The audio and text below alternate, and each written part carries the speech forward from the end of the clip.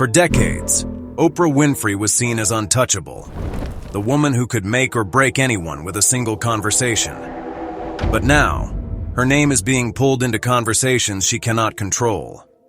Old ties to figures like Jeffrey Epstein and Sean Diddy Combs are being revisited, and former allies are no longer staying silent.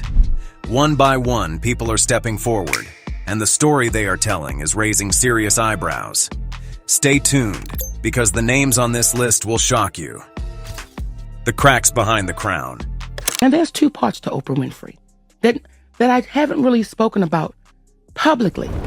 That was not a random criticism. That was Monique, an Academy Award-winning actress who once stood firmly within Oprah's circle. According to Monique, there was another side to Oprah. Not the mentor the world saw, but allegedly the figure who stayed silent when support was needed most. Yeah, you let me get thrown under the bus and you said nothing. Monique said, The other part is you mess with my family. You mess with my mother, my father. The accusation was both professional and personal. Then came another voice, Katt Williams, a comedian known for speaking what others avoid. All lies will be exposed, that's all. And anyone who takes that the wrong way, know why they take it the wrong way. It did not sound like a joke. It sounded like a promise. For decades, Oprah Winfrey built a reputation as one of the most trusted figures in media. Her show ran for 25 years, reaching millions daily and turning her into a billionaire and cultural gatekeeper. She launched careers, shaped public opinion, and became a symbol of authority. But critics and former collaborators say admiration did not always translate into protection. Couldn't believe it because I loved her so much. I admired her and looked up to her. And she pretty much reprimanded me. Oprah's past associations, including her publicly acknowledged connections with Jeffrey Epstein and Sean Diddy Combs, are now under a harsher spotlight. She has never been accused of criminal wrongdoing and denies knowledge of illegal activity. Still, sources and public discussion have raised questions about these relationships. Initially, many accepted her silence. But now, some of the very people who once stood closest to her are speaking out. The school that sparked questions. Before the celebrity fallout, before the interviews, and before the public call-outs, Oprah Winfrey was already facing scrutiny, thousands of miles away from Hollywood. In 2007, Oprah opened the Oprah Winfrey Leadership Academy for Girls in South Africa, investing more than $40 million of her own money. The academy was designed to educate and empower girls from disadvantaged backgrounds. Oprah personally oversaw its creation, calling it her greatest legacy beyond television. But not long after the school opened, controversy struck. A dorm matron, Virginia Tiny Makopo, was accused of misconduct involving students. The allegations made international headlines and threatened to derail the academy's mission early on. Oprah responded immediately. She flew to South Africa, met with students and parents, and issued a public apology. She also removed staff members and supported a full investigation, stating she was deeply sorry and felt personally responsible. Makopo was later acquitted in court due to insufficient evidence. Still, according to critics and observers, the damage to public perception had already begun. Some believed Oprah acted swiftly and responsibly. Others allegedly questioned whether stronger safeguards should have existed from the start. Then came more troubling headlines. In the years that followed, there were additional disciplinary incidents involving students. In 2009, authorities investigated a case involving a student pregnancy and loss, which brought renewed media attention. Officials handled the matter through proper legal and institutional channels, but the headlines reignited speculation. Online, rumors and conspiracy theories began circulating, claims never supported by verified evidence but widely discussed. For Oprah, what was meant to be a symbol of hope had now become, in the eyes of critics, a point of vulnerability. And while she was managing controversy abroad, something else was quietly shifting back home. Because soon, the scrutiny would not just come from headlines, it would come from celebrities themselves. When 50 Cent broke the silence. At the time, 50 Cent was one of the biggest artists on the planet. His 2003 debut album, Get Rich or Die Tryin', had sold millions of copies worldwide and turned him into a global superstar. He survived being shot 9 times in 2000, rebuilt himself, and became a symbol of resilience and dominance in hip-hop. But despite his success, he was still fighting to reshape how the mainstream saw him. And there was no platform more powerful for changing public perception than Oprah's. For decades, appearing on Oprah's show meant legitimacy. It meant acceptance. It meant crossing over into a wider audience beyond music. But according to 50 Cent, that door was not easily opened. He later claimed Oprah had been reluctant to embrace him because of his image and the content of his music. To him, it allegedly felt like rejection, not just personal, but cultural. "I think she caters to older white women," he said in interviews at the time. "Oprah's audience is my audience's parents, so I could not care less about Oprah or her show." His frustration was not subtle. He even compared her to an Oreo, black on the outside, white on the inside. A comment that ignited controversy and drew sharp reactions from both fans and critics. Eventually, in 2007, Oprah did invite 50 Cent onto her show. During the interview, they discussed his difficult upbringing, his survival, and his transition into acting and entrepreneurship. The appearance was seen by some as a moment of reconciliation.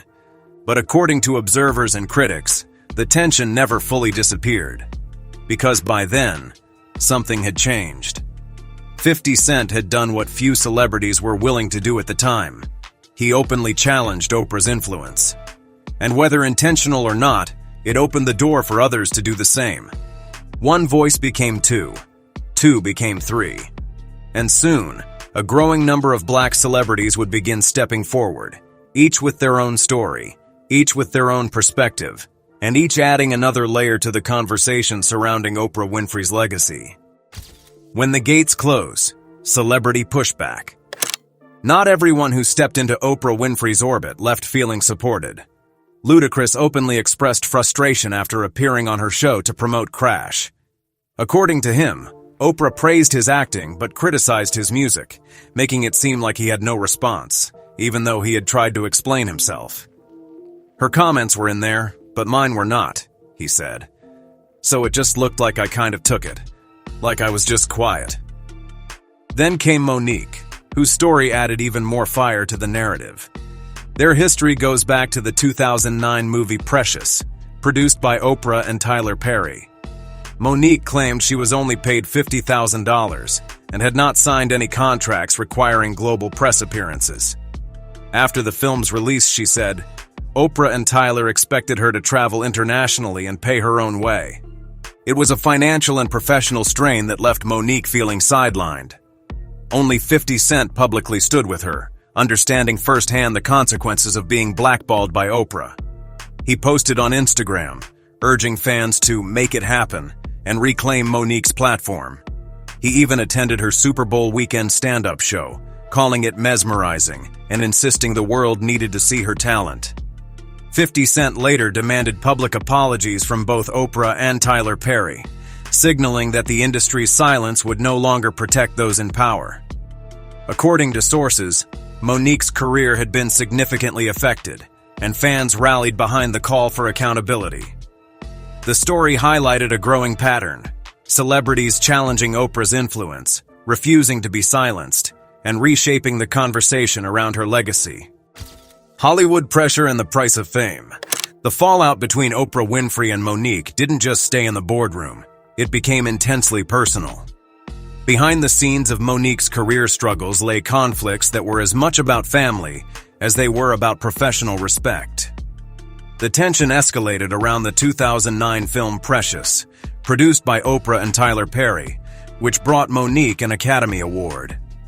While the role elevated her career, it also exposed cracks in the support system she expected from powerful allies. According to Monique, a conversation with Tyler Perry highlighted a frustrating reality for black actresses in Hollywood. Perry allegedly suggested that promoting the film overseas could lead to multi-million-dollar salaries for future projects.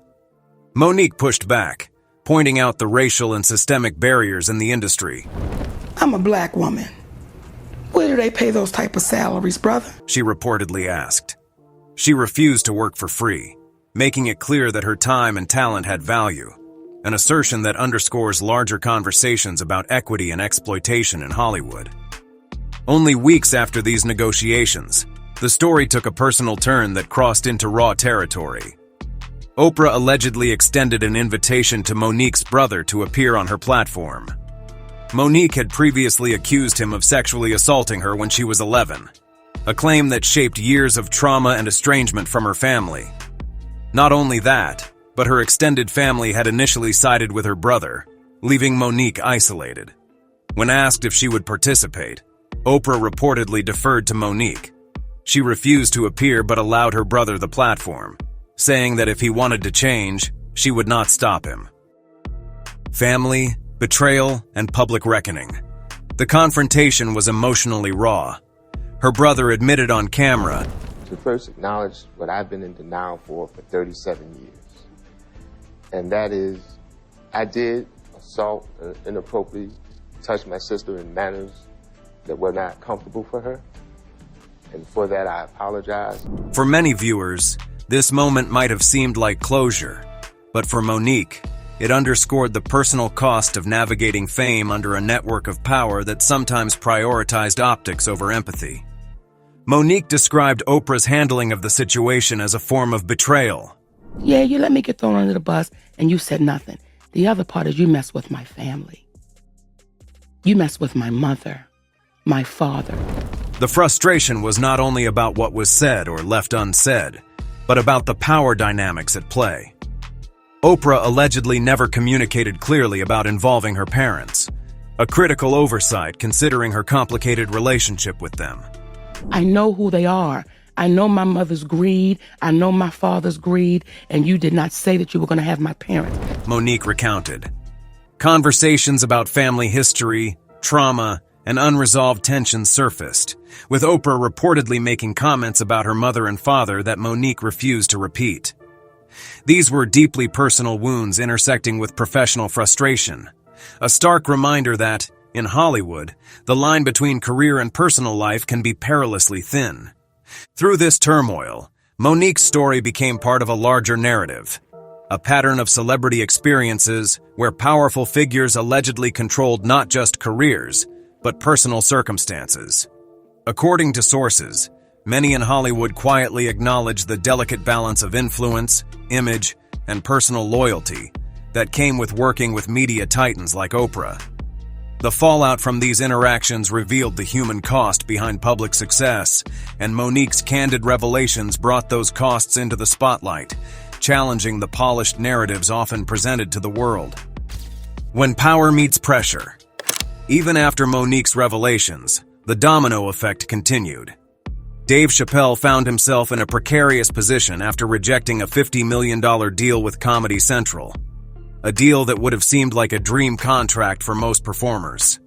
Instead, it became a nightmare of professional tension. Sources say that after the fallout, Chappelle fled to South Africa to lay low, seeking distance from mounting pressures and intense scrutiny from the industry and media alike. When he later recounted his story on Oprah's platform, the conversation reportedly turned controlling. According to Chappelle, he was repeatedly interrupted, pressured, and even coerced into admitting to false allegations about himself. They just said in everything I had $50 million. That's like making me a marked man. So did you go to a psychiatric hospital? He said, reflecting on the stress of constant scrutiny over his finances, fame, and public image. Chappelle's experience allegedly extended to being pressured to take psychiatric medication in South Africa, something he resisted, fearing it would be used to control or discredit him. I'm not taking this medicine, man, because I know these people be trying to control you or maybe discredit you. I was afraid, But you were stressed out. That's why. No question. But the ordeal highlighted a darker side of navigating Hollywood influence, where even comedians of his stature could feel trapped by expectations, reputation management, and the judgments of media gatekeepers. And it was not just Chappelle. Taraji P. Henson, in 2023, experienced similar pressure while promoting The Color Purple. In an interview with Gayle King, she revealed she was considering quitting acting altogether due to being underpaid and undervalued. According to Taraji, while she was visibly stressed, Gayle, Oprah's longtime confidant, allegedly gaslighted her and made light of her struggles on camera. I'm just tired of working so hard, being gracious at what I do, getting paid a fraction of the cost. I'm tired of hearing my sisters say the same thing over and over. Taraji explained. The frustration echoed a recurring pattern. Talented Black performers navigating an industry where influence and access can make or break careers, often leaving them vulnerable to professional manipulation. And just like Monique before her, Taraji was reminded that standing up against such power often comes with high personal and emotional costs.